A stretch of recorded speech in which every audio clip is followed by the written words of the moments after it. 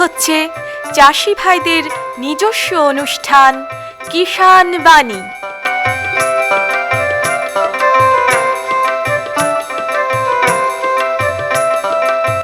কৃষি, মাছ চাষ, প্রাণী সম্পদ উন্নয়ন, সমবায়, ফল চাষ, কৃষি প্রযুক্তি, পশুপালন, গ্রামোন্নয়ন এ সব কিছু জানতে শুনুন কিষাণ বাণী।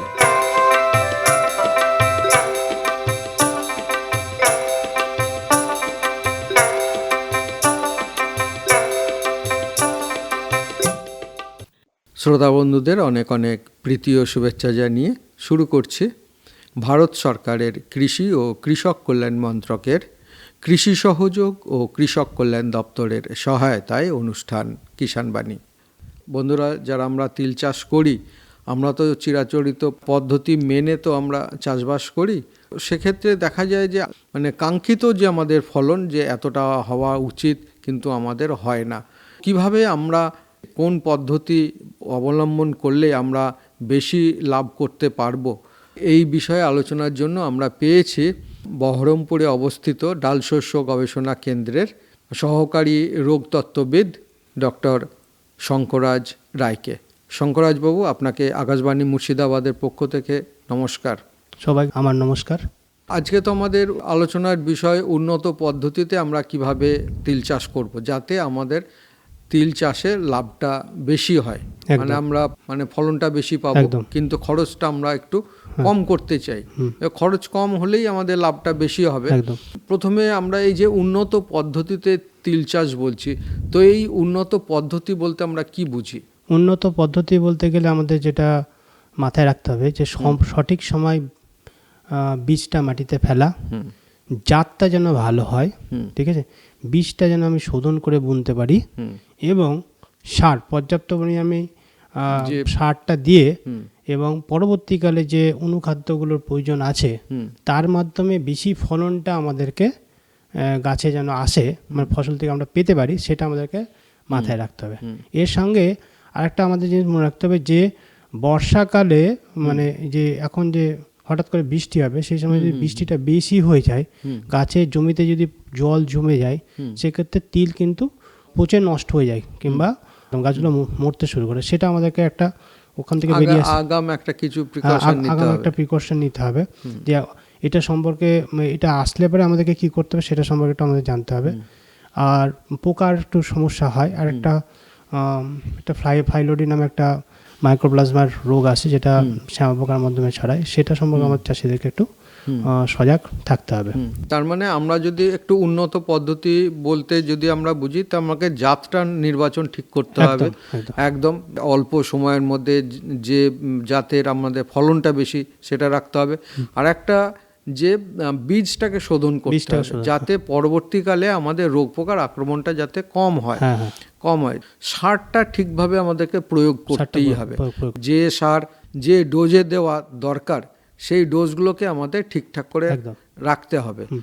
একটু মাঠ পরিদর্শন করতে হবে, প্রায় দিনই মাঠে যেতে হবে, রোগ পোকা লাগছে কিনা এগুলো যদি আমরা ঠিকঠাক মেনে চলি, তাহলে কিন্তু আমরা লাভের অঙ্কটা কিন্তু অনেকটাই বেশি হবে। তো এই তিল চাষ করতে গেলে প্রথমে একটু আপনাকে জিজ্ঞাসা করি যে সময় কোন সময় বুনলে আমার সঠিক সময়টা হবে তিল চাষের ক্ষেত্রে? ফাল্গুন জ্যৈষ্ঠ মাস উত্তম। ফাল্গুন থেকে জ্যৈষ্ঠ মাস, এটা উত্তম টাইম। এছাড়া সারা বছরই তিল চাষ করা যায়, কিন্তু বর্ষাকালটাতে তিল যদি যারা লেটে চাষ করেন, সেক্ষেত্রে হচ্ছে ফসল নষ্ট হয়ে যাওয়ার চান্সেসটা বেশি। কারণ তিলের একটাই মেন শত্রু, সেটা হচ্ছে বলতে গেলে বর্ষা। যদি অতিরিক্ত বৃষ্টি হলো, সেক্ষেত্রে কিন্তু তিল গাছ একদম যেমন আলু গাছ যেমন নষ্ট হয়ে যায়, ওরকম একদম পচে নষ্ট হয়ে যাবে। আচ্ছা, তো এটা হচ্ছে সবথেকে বড় কথা, যে আমাদের সঠিক সময়টা বীজটাকে মাটিতে ফেলতে হবে। আরেকটা জিনিস যেটা হচ্ছে যে মাটিটা সব মাটিতেই হয়, কিন্তু দোআঁশ মাটিটা ভালো। আমাদের জেলায়, ধরুন মুর্শিদাবাদ জেলায়, কতটা জমিতে তিল চাষ? অনেকটা পরিমাণে হয়, অনেকেই চাষ করেন। আপনি যদি এইদিকে যান, হরিহরপাড়া ব্লক, ওখানে প্রচুর পরিমাণে, বহরমপুর ব্লকেও প্রচুর পরিমাণে হয়।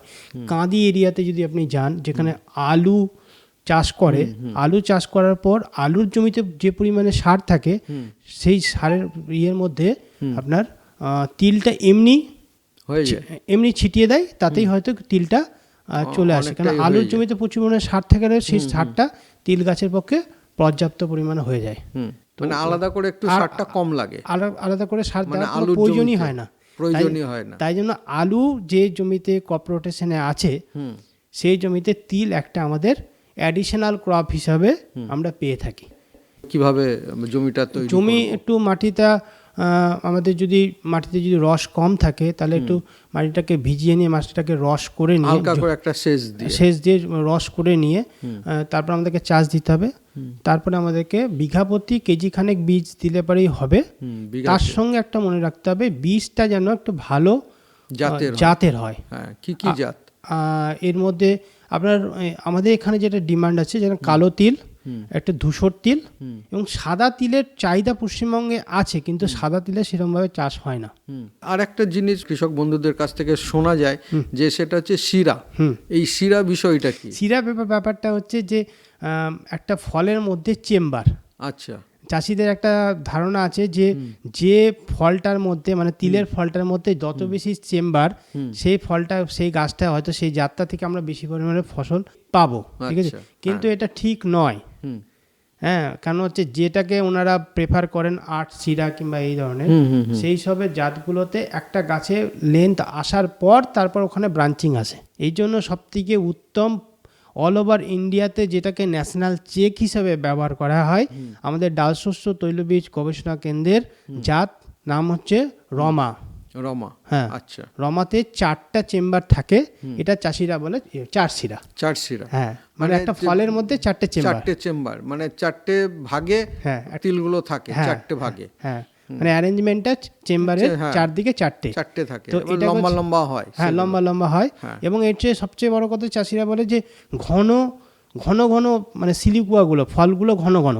হ্যাঁ, চাষিরা বলে এটা ঘন গাঁথনির জাত। তো এটা হচ্ছে সব থেকে বেশি ফলনশীল এবং জাত, যার নাম হচ্ছে রমাটাই সব থেকে ভালো, মানে আমাদের বেশি ফলনশীল, ফলন দেয় এবং আমাদের জেলাতেও রমাটা বেশি শেয়ার আছে। হ্যাঁ, আচ্ছা। এরপর যেটা থাকছে সেটা হচ্ছে আরেকটা বলি আপনাকে রমা সম্পর্কে। রমা হচ্ছে ন্যাশনাল লেভেলের চেক, যত ট্রায়াল হয় নতুন তিলের যে জাতগুলো হয় তার ন্যাশনাল লেভেলের চেক হিসেবে আমরা রমাকে ইউজ করা। আচ্ছা, রমার থেকে যদি কারো বেটার পারফরমেন্স হয় তাহলে সে একটা জাত হিসেবে স্বীকৃতি পায়, এতটাই রমা স্ট্যান্ডার্ড রয়েছে। হ্যাঁ, এবার হচ্ছে রমার হচ্ছে ধূসর ধরন বর্ণের তিল। তিলোত্তমা হচ্ছে আমাদের স্টেশনের একটি জাত, নাম হচ্ছে তিলোত্তমা, যেটা হচ্ছে কালো কৃষ্ণ তিল যেটাকে বলে। আর একটা জাত আছে সেটা হচ্ছে সাবিত্রী। সাবিত্রী হচ্ছে একটু সাদা ধরনের তিল। তো রমা, তিলোত্তমা, সাবিত্রী এগুলো হচ্ছে ভালো জাত। এখন একটা সুপ্রভা নামে একটা জাত এসছে, সেটাও ভালো জাত, ঠিক আছে? তো এখানে পশ্চিমবঙ্গে কৃষ্ণতিল, ধূসর তিল এবং কৃষ্ণতিল, ধূসর তিলের বেশি চাষ করা হয়। সাদা তিলের ডিমান্ড বাজারে, যেমন এখন বেকারি ইন্ডাস্ট্রি, বার্গার সব কিছুতে তিল দেওয়া হচ্ছে, হ্যাঁ, কারণ বিস্কুটে কালো তিলও ব্যবহার হয়, আবার বার্গারে সাদা তিলও ব্যবহার হয়। সুতরাং তিলের একটা বিশাল ডিমান্ড আছে। তার থেকে বড় হচ্ছে সব একটু ভালো জাত নিয়ে আমাদেরকে যদি আগাতে পারি তাহলে আমরা ভালো ফলনটা পাবো। তো জাত তো আমরা নির্বাচন করলাম, এই জাত নির্বাচন করার ফলে বীজটাকে যখন বপন করব, যখন ছড়াবো বা লাগাবো, তখন তো একটা শোধন করার প্রয়োজন থাকে। হ্যাঁ, শোধনটা একটা বড় প্রশ্ন। শোধনটা আমাদেরকে করতে হবে। তো বিঘা প্রতি 1 কেজি বীজই যথেষ্ট। তার সঙ্গে আমার যে কোনো একটি ফাঙ্গিসাইড, যেমন হচ্ছে ম্যানকোজেব আছে, কার্বেন্ডাজিম আছে, আর হচ্ছে ম্যানকোজেব কার্বেন্ডাজিমের মিক্সচার বাজারে পাওয়া যায়। এই ধরনের ওষুধগুলো আমরা 2 গ্রাম, ঠিক আছে, কার্বেন্ডাজিম হলে 1 গ্রাম আর হচ্ছে ম্যানকোজেব হলে 2 গ্রাম। কার্বেন্ডাজিম ম্যানকোজেবের মিক্সচার যদি হয় 2 থেকে 2.5 গ্রাম আমরা প্রতি কেজি বীজের সাথে মিশিয়ে একটু হালকা করে জল দিয়ে ওটাকে একটু মাখিয়ে নিয়ে একটু শুকিয়ে নিয়ে আমরা জমিতে দিলে পারে। এটাতে কী হবে, মাটিতে বীজ পড়ার 72 ঘন্টার মধ্যে বীজগুলো মোটামুটি গজাতে শুরু করে, তখনই কিন্তু ফাঙ্গাল অ্যাটাকটা হয়। সেক্ষেত্রে হচ্ছে ইউনিফর্ম হয়তো গাছ বেরোলো না, বীজটাকে শোধন না করার জন্য কিংবা মাটিতে উপস্থিত ছত্রাক কিংবা ব্যাকটেরিয়ার জন্য বীজটা হয়তো পচে নষ্ট হয়ে গেল। তো প্রিভেনশনটা একটা হয়ে যায়, বীজটার একটা প্রোটেকশন পায়। এবং ইউনিফর্ম বীজ শোধনের ফলে কি হবে, সব গাছগুলো ইউনিফর্মভাবে বেরিয়ে আসবে। হ্যাঁ, তাহলে কি হবে, সব গাছ একসাথে পুষ্ট হবে এবং একসাথে ম্যাচুরিটি পাবে। আর এই সময়ে তো ধরুন একটা জমি যখন তৈরি করছি আমরা বা বীজ বপন যখন করব, তো এটা তো ছড়িয়ে বুনবো না আমরা অন্য কোনো পদ্ধতি রয়েছে? এমনি সিড ড্রিল দিয়ে আমরা বীজ দিতে পারি, কিন্তু সব থেকে এখানে চাষিরা যেটা করে সেটা হচ্ছে ছিটিয়ে বীজটাকে ছিটিয়ে বোনে। সেক্ষেত্রে বীজটাকে নিয়ে শোধন করে ছিটিয়ে বোনাটাই সব থেকে ভালো।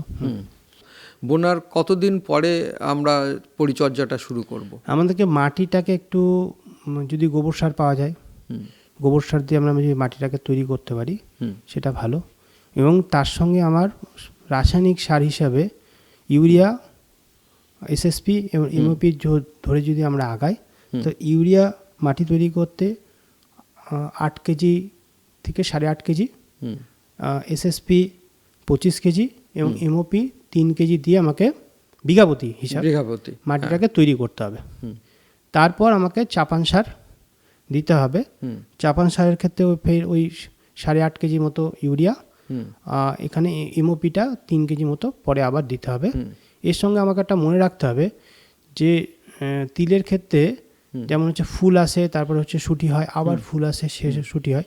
সেক্ষেত্রে আমাকে 3 সপ্তাহের পরে, বীজ ফেলার 3 সপ্তাহ পরে 33 লিটার জল নিতে হবে এবং প্রতি লিটার জলে 1 গ্রাম করে আপনার সোডিয়াম অক্টাবোরেট মিশিয়ে, মানে পার লিটার জলে 1 গ্রাম করে 33 লিটার জল করে 1 বিঘা। এটা যদি আরো একবার বলে দেন। সোডিয়াম ডাইসোডিয়াম অক্টাবোরেট, হ্যাঁ, এটাকে আমাকে স্প্রে করতে হবে। এটা স্প্রে করতে হবে 1 গ্রাম প্রতি লিটার জলে 1 গ্রাম করে মিশিয়ে এবং এটা 3 সপ্তাহের মাথায়, 3 সপ্তাহ বীজ বোনার 3 সপ্তাহের মাথায়। এবং 1 বিঘা জমির জন্য আপনাকে 33 লিটার জল ব্যবহার করতে হবে। আচ্ছা, পরের স্প্রেটা করতে হবে আপনার ঠিক বীজ বোনার 6 সপ্তাহ পরে। সেক্ষেত্রে জলের পরিমাণটা এখানে বেড়ে যাবে। আচ্ছা, এখানে আপনাকে করতে হবে 66 লিটার জলে 1 গ্রাম করে আপনার বোরন মিশাতে হবে। অর্থাৎ প্রতি লিটার জলে 1 গ্রাম করে বোরন, টোটাল জল লাগবে আপনার 66 লিটার।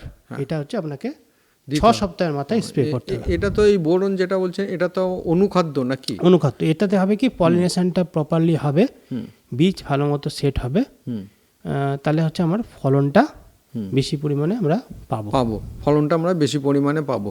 যে সারের কথা যেটা বললেন, যে এই চাপান সার, এই চাপান সারটা আমরা মানে কতদিনের মাথায় দেবো? 1 মাসের মাথায়। 1 মাসের মাথায় বীজ ফেলার 1 মাসের মাথায় চাপান সার। ওই একবারই চাপান সার দেবো না দ্বিতীয়বার? একবারে আমরা চাপান সার ব্যবহার করব। আর বোরনটা আমরা ব্যবহার করব যেটা অনুখাদ্য, সেটা প্রথমে হচ্ছে 3 সপ্তাহ, তারপরে 6 সপ্তাহ পরে আমরা বোরনটা 2বার স্প্রে করব।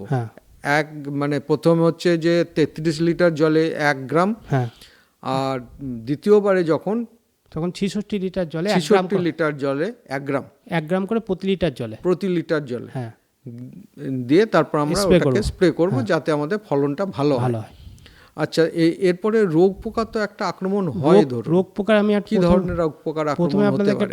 আপনাকে আমি চাষি ভাইদের উদ্দেশ্যে একটা সবচেয়ে বড় সমস্যা হয়, জমিতে যদি বৃষ্টি হওয়ার পর জমিতে যদি একটু জল যদি জমে যায়, সেক্ষেত্রে কিন্তু আমরা গোড়া পচা রোগটা আসবেই এবং বর্ষার শুরুতে এই রোগটা দেখা যাবেই। আচ্ছা, ঠিক আছে। সেক্ষেত্রে বীজ শোধনটা যদি করে থাকে ভালো, আর যদি না করা থাকে, যদি রোগটা দেখা মাত্রই আপনাকে কপার অক্সিক্লোরাইড, আচ্ছা, ওটা হচ্ছে 4 গ্রাম প্রতি লিটার জলের সাথে মিশিয়ে স্প্রে করতে হবে। সেক্ষেত্রে এই গোড়া পচা রোগ থেকে আমরা, যদি দেখা গেল 15 দিন আগে স্প্রে করেছি, আবার প্রয়োজন আবার দিতে হবে। ঠিক আছে। এটাতে কী হবে, ওই সফট গাছের কাণ্ডটা একটা নরম গদগদা পচা ধরনের হয়, ওই গাছটা ওখানে পচে যায়। আচ্ছা, সেক্ষেত্রে কপার অক্সিক্লোরাইড দিলে পরে গাছটা ওই পচা জায়গাটা ঠিক হয়ে যায়। ঠিক হয়ে যায়। তার মানে আমরা যখন ধরুন তিল চাষটা করব, তখন কিন্তু আমাদের একটা মাথায় রাখতে হবে যে আমাদের জমিটা যাতে একটু উঁচু হয়, হ্যাঁ, যাতে বৃষ্টি হলে যাতে আমাদের জলটা না জমে। এই জন্য জলটা জমলে কিন্তু আমাদের এই মানে তিল চাষের পক্ষে কিন্তু খুব ক্ষতিকারক গাছের পক্ষে। এই জন্য দোআঁশ মাটি মাটিটা বেশি প্রেফার প্রেফার হয়, যাতে জলটা তাড়াতাড়ি টেনে নেয়, বা জলটা একটু উঁচু জমি হলে জলটা বেরিয়ে যায়, যাতে মানে না থাকে জমিতে, জলটা যাতে জমে না থাকে, সেই ব্যবস্থাটা আমাদেরকে করতে হবে। আর এ সময় যখন ধরুন হারভেস্টিং হবে, সেই সময় তো একটা ঝড় বৃষ্টি থাকেই, বা একটা বৃষ্টি হয়, তখন কোনো ব্যবস্থা করা যায় সেই ঝড় মানে আমি এটাই বলছি, যদি বৃষ্টি হয় তিলের একটাই সমস্যা, শত্রু হচ্ছে সেটা হচ্ছে বৃষ্টির জল। যদি অতিরিক্ত বৃষ্টি হয় সেক্ষেত্রে কিন্তু আপনাকে এই কপার অক্সিক্লোরাইডটা ইন্টারভ্যালে দিতে হবে, মাঝে মাঝে দিয়ে যেতে হবে যদি। আর হচ্ছে একটা কথা, সেটা হচ্ছে আরেকটা চাষিদের জমিতে আসে, সেটা হচ্ছে ফাইলোডি। চাষিরা বলে এটা হচ্ছে জটা রোগ, অর্থাৎ যেখানে তিল গাছে ফুল আসার কথা ওই জায়গাটাতে খেয়ে প্রচুর পরিমাণে ছোট ছোট পাতার মতো হয়ে একটা ব্রাঞ্চ টাইপের হয়ে যায়। ওই ফাইলোডি হচ্ছে একটা পোকা, শ্যামা পোকা, চাষিরা জানে শ্যামা পোকা বা যেটা জাসির বলে, সেই জাসিরের মাধ্যমে জমিতে ছড়ায়। তো এর নিয়ন্ত্রণ সম্পর্কে আমি একটু চাষি ভাইদেরকে বলে দিতে চাই যে এই গাছটা যদি আপনার জমিতে দেখতে পান, তো একে রেখে কোনো লাভ নেই, তুলে ফেলুন। এবং যে বাহক পোকাটা জমির মধ্যে এই রোগটাকে ছড়াচ্ছে, তার নিয়ন্ত্রণের জন্য যে কোনো একটি সিস্টেমিক ইনসেকটিসাইড ব্যবহার করুন। যে সিস্টেমিক ইনসেকটিসাইডটা যেমন আমরা বলতে পারি ডাইমিথয়েড, চাষিদেরকে খুব পরিচিত এই ইনসেকটিসাইডটা। এইটা 2 ml প্রতি লিটার জলের সাথে মিশিয়ে জমির 4 আল বরাবর যদি ঘুরে স্প্রে করে, 4 দিক থেকে ঘুরে ঘুরে স্প্রে করলো এবং লাস্টে সেন্টার অবধি গেল, তাহলে পোকাটা ছড়িয়ে অন্য কোনো জমিতে যেতে পারবে না। মানে এটা আমার হচ্ছে 4 দিক থেকে বর্ডারটাকে আমি ঘিরে ফেলে ভিতর অবধি গেলাম, তাহলে পোকাটা জমি থেকে পালাতে পারবে না, বা অন্য কোনো জমিতে গেলে তারও তো ক্ষতি করতে পারে। অত জমি থেকে পালাতে পারবে না। আর সঙ্গে সঙ্গে ওটাই আপনাদেরকে বললাম যে আক্রান্ত গাছটা তুলে ফেলে দিতে হবে, দূরে ফেলে দিতে হবে, বা পুড়িয়ে দিলে সব থেকে ভালো, যাতে ওই জীবাণু বা যদি রোগ টোগ থাকে সেটা ছড়িয়ে পড়বে না চারিদিকে। তো এই যে জাতগুলো বললেন, যে রমা বলুন, তিলোত্তমা আর একটা সাবিত্রী, এই 3টে জাতের কথা বললেন, তো এই জাতগুলো ফলনটা কেমন হয়, বা কতদিনে হারভেস্টিং গুলো হয়? তিলের জাত বলতে গেলে 90 দিন, 3 মাস লাগবে। 3 মাস লাগবে। 90 দিনের মধ্যে মোটামুটি এটা হারভেস্টিং তোলা হয়ে যাবে। আর ফলনের কথা যদি বলেন, তাহলে হচ্ছে ওই 1 কুইন্টাল 20 থেকে 30, 40, 50 এরকম মধ্যে জমির উৎপাদন শক্তির উপর ধরে বিঘা প্রতি 1 কুইন্টাল, মানে 1.5 কুইন্টাল পর্যন্ত পাওয়া যেতে পারে। প্লাস এই যেটা বললাম, এই পদ্ধতি যদি মেনে আমরা করি, তাহলে মোটামুটি অনেকটাই বিঘা প্রতি 1.5 কুইন্টাল, আমরা 1.5 কুইন্টাল প্লাস মানে 1.5 কুইন্টালের বেশি পাবো। জাত ভালো হতে হবে, সঠিকভাবে সার দিতে হবে, আর সঠিকভাবে পরিচর্যা করতে হবে, বীজ শোধন করতে হবে। আরেকটা আছে, সেটা হচ্ছে শুঁয়ো পোকা একটা হয়, বা ফল ছিদ্রকারী পোকা, ওটা হচ্ছে ল্যাদা পোকা। ওই ল্যাদা পোকাটা প্রচুর পরিমাণে, এটা টেম্পারেচার বাড়লে অটোমেটিক এই ল্যাদা পোকার একটা আক্রমণ হতে পারে। সেক্ষেত্রে হচ্ছে আপনাকে কন্ট্যাক্ট প্লাস সিস্টেমিক যেসব ইনসেকটিসাইডগুলো পাওয়া যায়, তার মধ্যে অ্যাসিপেট ইমিডিয়েট মিক্সচার বাজারে পাওয়া যায়, 2 গ্রাম প্রতি লিটার, 2 থেকে 2.5 গ্রাম প্রতি লিটার জলের সাথে মিশিয়ে স্প্রে করলে এটার সমাধান পাওয়া যায়। বিঘা প্রতি তিল চাষ করতে গেলে একটা মানে খরচ কেমন পড়তে পারে? আনুমানিক 5,000 টাকা। বিঘা প্রতি 5,000 টাকা আমাদের খরচ হবে। আর যদি মানে একটু ভালো হয় তিল, তাহলে 1.5 কুইন্টাল পর্যন্ত হতে পারে।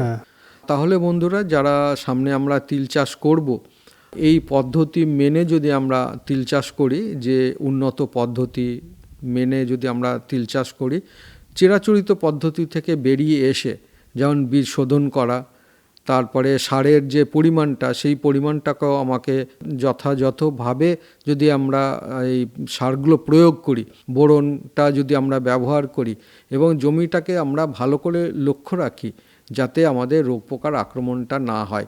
আর যদি বৃষ্টি হয় তাহলে তো কি করতে হবে, এসব কথা তো আপনারা শুনলেন। এই পদ্ধতিগুলো মেনে যদি আমরা এই তিল চাষ করি তাহলে কিন্তু আমরা বেশ লাভবানই হব, এটুকু আমরা বলতে পারি। আজকে এই বিষয়ে আমরা আলোচনা করলাম, আর এই আলোচনার জন্য আমরা আজকে এই অনুষ্ঠানে পেয়েছিলাম জেলার ডাল শস্য গবেষণা কেন্দ্রের সহকারী রোগতত্ত্ববিদ ডক্টর শঙ্করাজ রায়কে। শঙ্করাজবাবু, আপনাকে আমাদের তরফ থেকে এবং কৃষক বন্ধু, শ্রোতা বন্ধু প্রত্যেকের তরফ থেকে অসংখ্য ধন্যবাদ। নমস্কার। নমস্কার। हर जोखिम से निकल कर फसल आए, सुरक्षित हो जाए। फसल बीमा से हर किसान अब आत्मनिर्भर हो जाए। संकट के समय प्रधानमंत्री फसल बीमा योजना किसानों के लिए वरदान है। अब सूखा पड़े या बाढ़ आ जाए कोई डर नहीं, अब ओले पड़े या कीट पतंगे फसल खा जाए कोई फिक्र नहीं, क्योंकि हमने लिया है प्रधानमंत्री फसल बीमा। बुआई से फसल कटाई तक हर जोखिम का दावा, न्यूनतम प्रीमियम पर अधिकतम भुगतान का वादा। योजना से हर साल जुड़ रहे हैं 5 करोड़ से ज्यादा किसान। अब आपकी है बारी। नजदीकी कृषि कार्यालय, सहकारी समिति, बैंक शाखा, अधिकृत बीमा कंपनी या जन सेवा केंद्र में स्वेच्छा से करा सकते हैं पंजीकरण। फसल बीमा पोर्टल या फसल बीमा ऐप द्वारा भी कराया जा सकता है पंजीकरण। प्रधानमंत्री फसल बीमा योजना, आपकी फसलों का संपूर्ण सुरक्षा कवच। कृषि एवं किसान कल्याण मंत्रालय, भारत सरकार। পরবর্তী প্রসঙ্গে যাবার আগে শুনে নেব আমরা লোকগীতি, শিল্পী পরীক্ষিত বালা। হরিনাম সত্য, তার তত্ত্ব মিথ্যা নয়, মধুমাখা নাম সুধার আসে, পাষাণ গলে যায় গো, পাষাণ গলে যায়। হরিনাম সত্য, তার তত্ত্ব মিথ্যা নয়, মধুমাখা নাম সুধার আসে, পাষাণ গলে যায় গো, পাষাণ গলে যায়।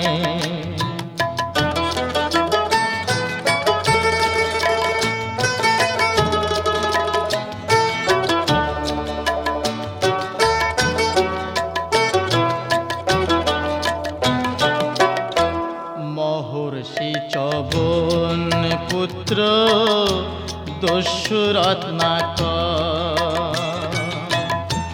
মরা মরা নাম জপে পাপ হলো উদ্ধার, তার গোলকেতে হলো যে বাস, গোলকেতে হলো যে বাস, নামের মহিমায় মধুমাখা নাম সুধার আসে, পাষাণ গলে যায় গো, পাষাণ গলে যায়। এতক্ষণ শুনলেন পরীক্ষিত বালার কণ্ঠে লোকগীতি। प्रधानमंत्री किसान मान धन योजना, मिलेगा पेंशन का सहारा, कृषक ना होगा बेसहारा, जुड़ेगा खुशियों से नाता, कटेगा सुख से बुढ़ापा, सुरक्षित होगा अन्नदाता, सुरक्षित होगा अन्नदाता। प्रधानमंत्री किसान मान धन योजना से लघु सीमांत किसानों का भविष्य होगा सुरक्षित और 60 वर्ष की आयु से 3000 रूपए मासिक पेंशन होगी सुनिश्चित। 55 रुपए से 200 रुपए की मासिक किश्त देकर प्रवेश कर सकते हैं 18 से 40 वर्ष तक के किसान। इस अंशदायक योजना में सरकार देगी बराबर का योगदान। सभी किसान भाई बहन इस योजना के लाभ के लिए जन सेवा केंद्र में जाएं और अपना निःशुल्क नामांकन कराएं। प्रधानमंत्री किसान मान धन योजना, अन्नदाता के परिश्रम को संबल, पेंशन से सुरक्षित उनका कर। कृषि एवं किसान कल्याण मंत्रालय, भारत सरकार द्वारा जनहित में जारी। বন্ধুরা, এখন আমরা এসে উপস্থিত আছি বেলডাঙ্গা 2 নম্বর ব্লকের দোপুকুরিয়া গ্রামে। আর এখানে এসেই আমরা এই গ্রামের মধ্যেই একটা বাড়িতে উপস্থিত আছি। এই বাড়ির গোয়াল ঘরে, বিশেষ করে যেখানে গরু পালন করা হয় সেই গোয়াল ঘরে এসে আমরা উপস্থিত। এই গোয়াল ঘরের যিনি মালিক তার সঙ্গে আমরা কথা বলবো, উনি এখন আমাদের মুখোমুখি। আসুন একটু পরিচয় করি। কি নাম আপনার? আমার নাম মৌমিতা মণ্ডল। মৌমিতা মণ্ডল। মানে যে গোয়াল ঘরে দাঁড়িয়ে আছি, এখানে কতগুলো গরু আছে? এগুলো এখানে আছে 6টা ছাইমায়ে। ছাইমায়ে 6টা। এই গোয়াল ঘর বা গরু পোষার উপরে কি সংসার নির্ভর করে নাকি? হ্যাঁ হ্যাঁ। হ্যাঁ। কটা গরুতে দুধ দিচ্ছে এখন? এখন 2টো দিচ্ছে। 2টো দিচ্ছে, আর 2টো তো বাচ্চা দেখছি নাকি? ওর মায়েদেরই মানে দুধ হচ্ছে এখন। তো এগুলো কি গরু? এটা হচ্ছে জার্সি, আর এটা সাইবল। এটা সাইওয়াল। হ্যাঁ, ওটাও জার্সি, এটাও বাচ্চাটাও জার্সি। মানে এই জার্সি সাইবল দুটো মিক্স আছে। দুটো মিক্সড আছে। হ্যাঁ। এই যখন বাচ্চা হয় এগুলো কি ইনজেকশনের বাচ্চা নাকি? না, একটা ইনজেকশন দেয় আর একটা মনে হয় এমনি পালে হয়। হ্যাঁ, এমনিতে। কত করে দুধ হয়? কত করে মোটামুটি দুবার ধরতে গেলে তোমার 20 কেজি এরকম। 20 কিলো? মানে হ্যাঁ, মানে সাইওয়ালের কতটা হয় আর সাইওয়ালে তোমার হয় যে আপনার একবার মানে হয় 8 কেজি একবার হয় 6 কেজি। দুবেলায় দুধ দেয়? হ্যাঁ, দুবেলায় দুধ দেয়। মানে আমল আছে এখানে, আমলে দুধ দেয়। আর ইনি দেয়, এই গরুটা দেয় 5 কেজি 4 কেজি এরকম দেয়। আচ্ছা। আর জার্সিগুলোতে এর একটু কম দেয়। মানে জার্সির থেকে সাইওয়ালের কম? কম। কেন? সাইওয়ালের তো বেশি হওয়ার কথা দুধ। কেন দিচ্ছে তো এখন তাই দেখছি। আচ্ছা, এটা কি নতুন কেনা না বাড়িতে পালে? না, এটা পালে আর কি, বাচ্চা বা বাচ্চা ছোট থেকে মানুষ করা? আচ্ছা। তো কোথায় বিক্রি করো? দুধ আমলে আছে আমাদের এখানে, আমল আছে। সমিতি দিয়ে দেয়? সমিতি আমল, সমিতি। হ্যাঁ। কত করে পাওয়া যায়? কত করে আমাদের মানে ফ্যাট হিসাবে দাম তো এখন। আচ্ছা, খাওয়াও কি? খাওয়াই ওই তো এখন ওই আমলের খোল আর একটা মিক্সচার দিচ্ছে আমল থেকে আর কি, গরু সুস্থ থাকবে বলে। আর ওই এমনি গরুর খুদ ভাত আর ওই আমাদের কিনে আনতে হয় ওগুলো দোকান থেকে। শুধু ওই খোলটুকু আমল থেকে দেওয়া যায়। সবুজ ঘাস খাওয়ান? হ্যাঁ, সবুজ ঘাস খাওয়াই। এর জন্য কি জমি আছে না কিনে খাওয়া? জমি ওই লিজ করে। লিজে? মানে নিজেরাই চাষ করো না? নিজেরাই চাষ করি। চাষ করো। আচ্ছা। কি কি ঘাস চাষ করো? কি ঘাস? ওই যে এখন নেপিয়া বলে, ভুট্টা, তারপরে জব, এইগুলো। আচ্ছা, এমনি কি সারা বছর ঘাস খাও? না, ওই বর্ষা টাইমে আউর খাই, খড় খাই। হ্যাঁ। আর এমনি মানে প্রোটিন জাতীয় খাবার বলতে যেগুলো এখান থেকে পাওয়া যায় আমল থেকে, সেইগুলোই ওই যে একটা মিক্সচার দিয়েছে, ওটা আর কি গরু সুস্থ থাকবে, ভালো থাকবে, ফ্যাট ভালো হবে, এগুলো ওইখান থেকে দেয় ওটা। আর খোলটা, তাছাড়া আর কিছু। এমনি অসুখ বিসুখ হলে কি করো? ওই আমাদের আমলে ডাক্তার আছে, উনি এসে দিন দেখি যান। মানে এটা কি রেগুলার ওয়েতে দেখে যায় না ডাকলে আসে? প্রয়োজন হয় তখন এসে? প্রয়োজন হয় কল দিই, কল দেওয়ার পরে আসে। আর এমনি রেগুলার ওয়েতে যে ভ্যাকসিন দেওয়া বা ওষুধ খাওয়ানো, কৃমির ওষুধ খাওয়ানো, এগুলো কি? বাচ্চা অবস্থা, তারপরে বাচ্চা দেওয়ার পরে 6 মাস পরে ওগুলো কৃমির ওষুধ দোকান থেকে কিনে আনতে হয়। তো এই কাজগুলো কে করে?